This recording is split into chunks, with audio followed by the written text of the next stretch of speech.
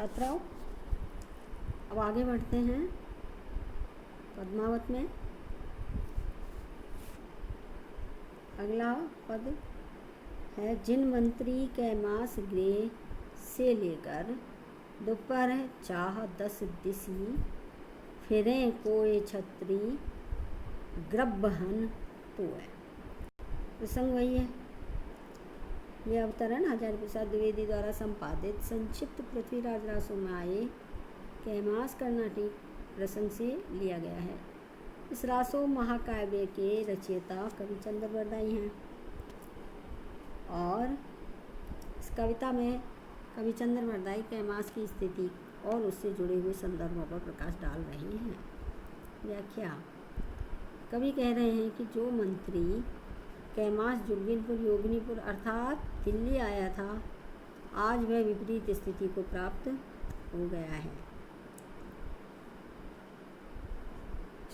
कहने का तात्पर्य यह है कि जो कैमास पहले दिल्ली राज्य में आया था, तब उसकी स्थिति बड़ी सुदृढ़ थी। वह दिल्ली आकर पंवार वंश को महारानी से पूरी तरह पंवार वंश की महारानी से पूरी तरह जुड़ गया था, अर्थात उसका विश्वास पात्र बन गया था।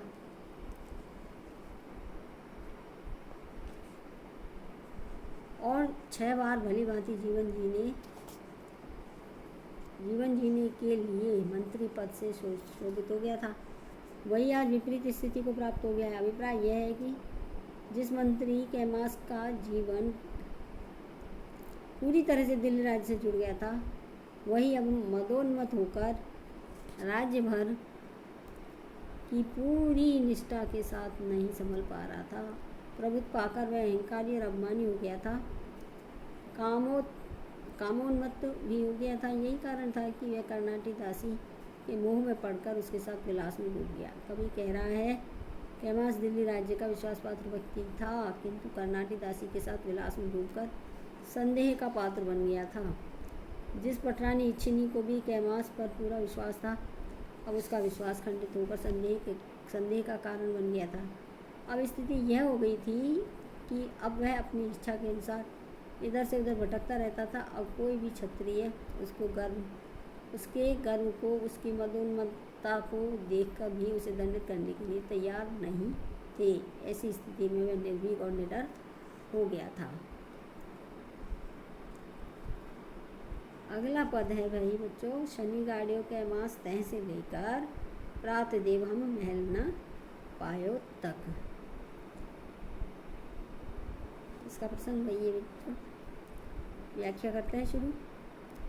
पहले दोहे में कवि कह रहा है कि महाराज पृथ्वीराज ने वध किए हुए कैमास और सुंदरी कर्नाटी दासी को आधी रात्रि के समय ही गड्ढा खुदवाकर गड़वा दिया। इस प्रकार दोनों के शरीर पंचतत्व में लीन हो गए। प्रातःकाल होते ही शरीरों का समाचार सर्वत्र फैल गया। कविचंद, जिसे सरस्वती का वरदान प्राप्त था, जिसे शिव की सिद्धि भी प्राप्त थी, उस दिव्य कविचंद ने कैमास और कर्नाटी का वध का वर्णन अपनी दिव्य दृष्टि से देख लिया।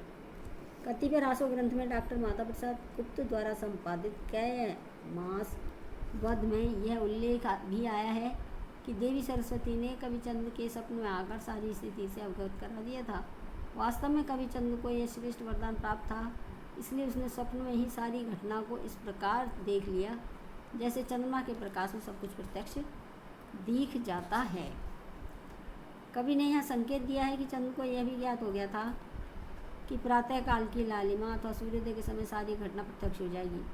खनिक अर्थात गड्ढा खोदने वाला अपना कार्य समाप्त करके चले गए और तांबूल वाहिनी दासी, जो महाराज की पटरानी सेविका थी, भी सारे दृश्य को देखकर चली गई। सारा घटनाक्रम इतनी शीघ्रता के साथ घटित हुआ कि राज्य में किसी को कुछ भी पता नहीं चल पाया। आगे के दोहे में कवि कह रहे हैं कि प्रातःकाल होते ही राज्य के सभी वीर पुरुष सामंत एकत्र हुए। उनमें प्रत्येक पदाधिकारी तो वहाँ उपस्थित था, पर कैमास नहीं था। कैमास की अनुपस्थिति को चंद्र बरदाई ने अनुभव किया और तभी उसे गत रात्रि स्वप्न सरस्वती के दर्शन और उसके द्वारा बताए गए वृत्तांत की याद आई। वास्तव में चंद्र बरदाई जी को जो सिद्धियाँ प्राप्त थी, उनसे भी सब कुछ जान लेते थे। इसमें कोई संदेह नहीं कि वे सम्राट पृथ्वीराज के अंतरंग थे। वीर होने के साथ साथ वे कलम के धनी थे। प्रातःकाल सभा जुटी, तब कविचंद से ही सम्राट पृथ्वीराज ने पूछ लिया, कैमास कहाँ है? क्या आप जानते हैं? यदि जानते हैं तो उसे बताइए। सभासदों ने उत्तर दे दिया और कहा कि सूर्यास्त होने पर हमने उसे सिर झुकाकर प्रणाम किया था, किंतु आज प्रातःकाल से अभी तक उसकी महल में उसका आने का दर्शन लाभ नहीं हो सका। उपर्युक्त पंक्तियों में विशेष में लिख सकते हो भाई। कैमास वध के उपरांत गड्ढा खोदकर गाड़ देने वाले वृत्तांत चित्रात्मक भाषा में प्रस्तुत किया गया है। इन दोहों में कवि चंद की सिद्धियों के आधार पर उसे बहुत बहुज्ञ होने का संकेत किया है। इन पदों में भाषा अन्य वर्णनों की तुलना में अत्यधिक सरल है।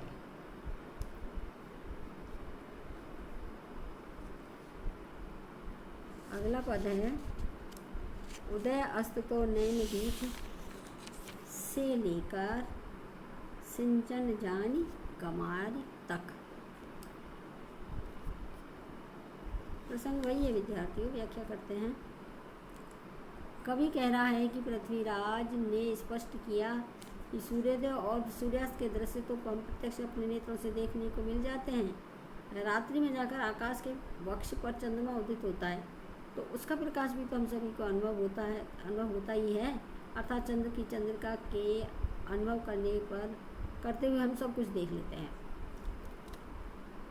चंद तुम्हें तो सिद्धि प्राप्त है, इसलिए मेरा मन कह रहा है कि तुम बताओ कैमास। चंद तुम्हें सिद्धि प्राप्त है, इसलिए मेरा मन कह रहा है कि तुम ये बताओ कि कैमास कहाँ है।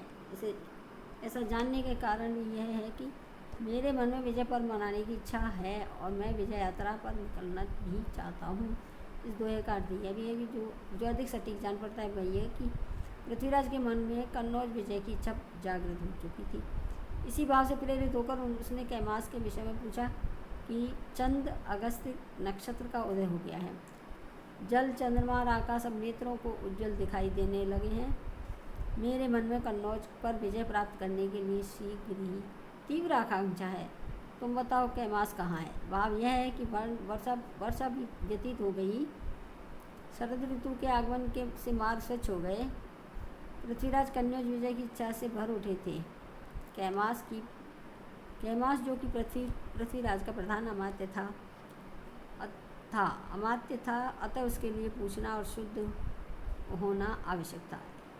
इसी भाव से प्रेरित होकर पृथ्वीराज कैमास के विषय में पूछते हैं। पृथ्वीराज ने इस प्रश्न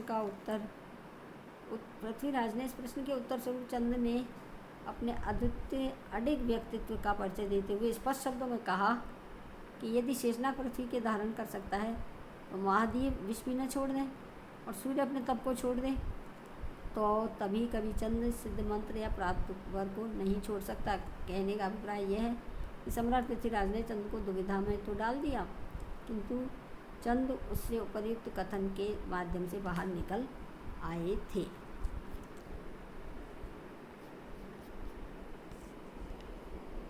आगे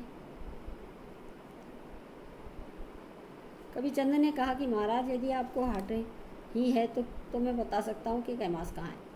मैं 3 लोकों में विचरण करता हूँ, ये कोई कहने की बात नहीं है।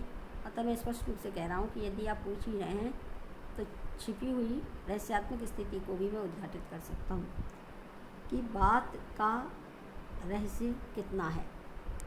रहस्य क्यों ना हो, कितनी गहराई में क्यों ना छिपा हो, किंतु वह मेरी दृष्टि से बच नहीं सकता। मैं भली भांति जानता हूँ कि दासी कर्नाटी और कैमास कहाँ हैं। वास्तव में वे अब हैं ही नहीं। इस व्यंजना के संकेत को चंद ने अपने कथन द्वारा स्पष्ट कर दिया था।